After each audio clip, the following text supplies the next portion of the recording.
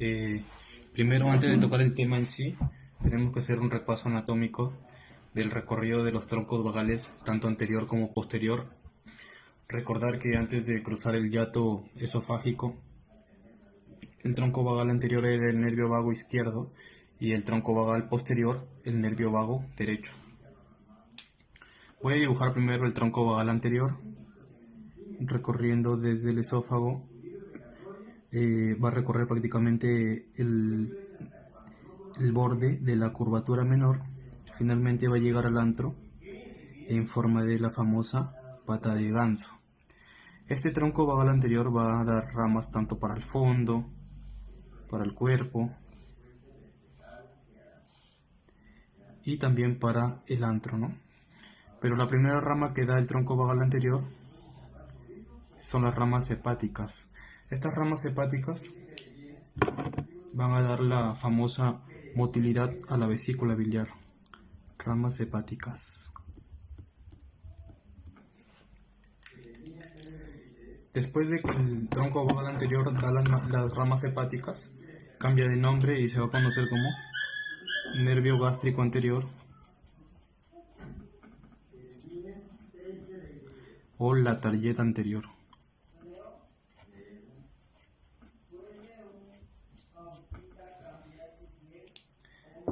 Entonces va a dar ramas para el fondo, el tronco vagal anterior, para el cuerpo, para el antro.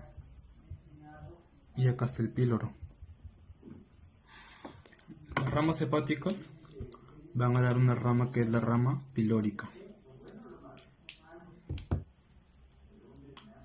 Rama pilórica, que lo que va a hacer va a ser la relajación del píloro para que el alimento pueda pasar del estómago al duodeno. La región del fondo y la región del cuerpo son regiones secretoras.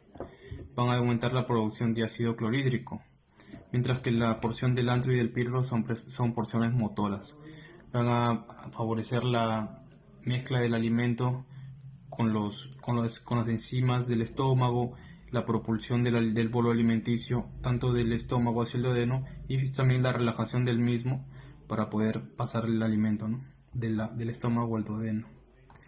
Ahora, el tronco vagal posterior, como lo mencioné, inicialmente es el nervio vagal derecho. También va a tener un recorrido muy similar al tronco vagal anterior, obviamente por detrás. La primera rama que va a dar va a ser la rama para el ganglio celíaco.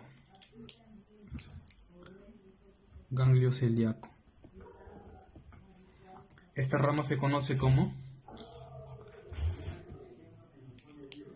asa memorable de Grisberg.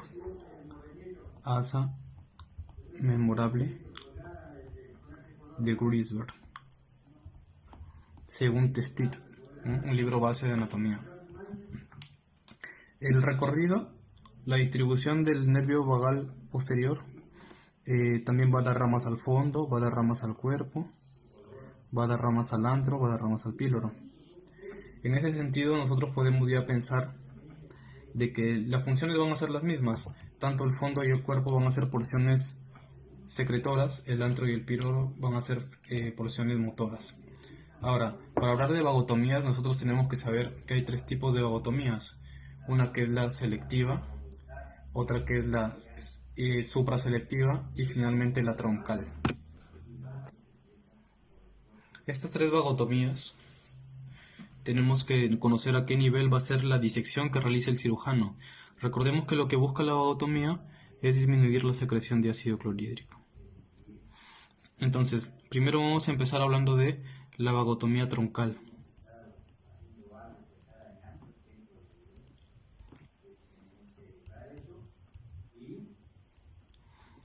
La vagotomía troncal va a tener la disección a este nivel.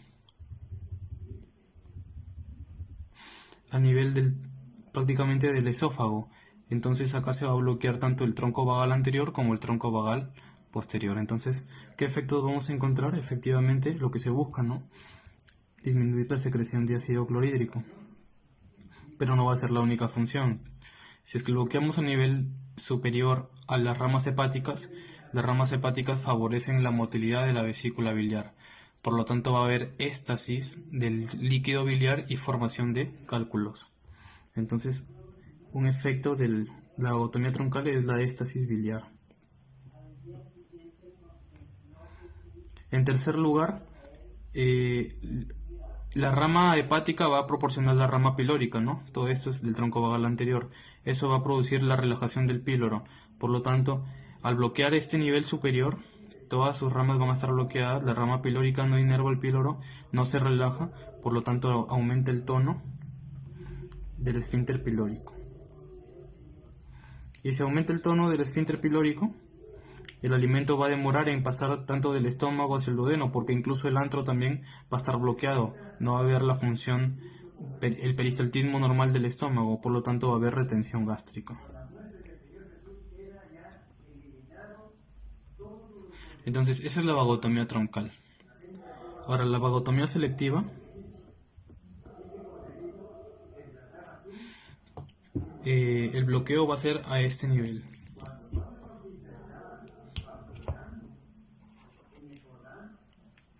Debajo de la rama hepática, en el caso del tronco vagal anterior, y debajo de la primera rama que va a dar el tronco vagal posterior, que es el asa memorable de Grisberg, más o menos a este nivel.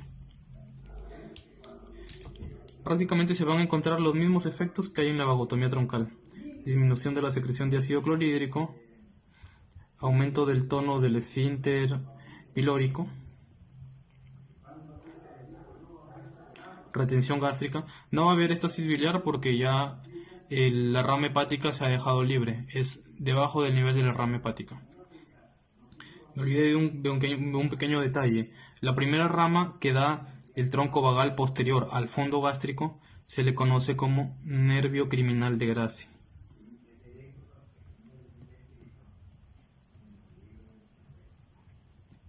Es la primera rama que da el tronco vagal posterior, que está ilustrado de amarillo. Entonces, el nervio criminal de Gracie lo voy a explicar en la vagotomía supraselectiva, que es la última, ¿no? El último tipo.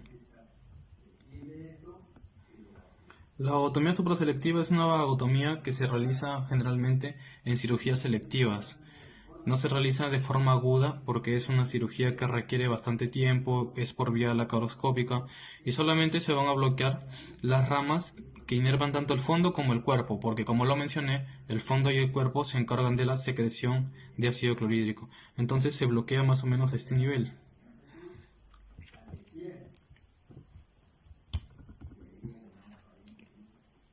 Se bloquean solamente las ramas que inervan el fondo y el cuerpo.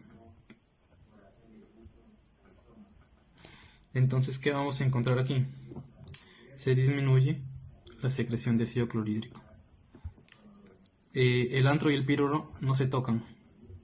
Entonces, el paso del alimento va a estar conservado.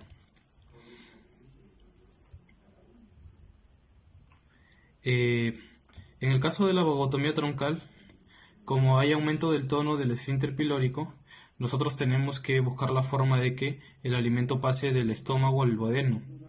Aquí la vagotomía troncal va a ir acompañada de otro procedimiento que es la piloroplastía. Piloroplastía.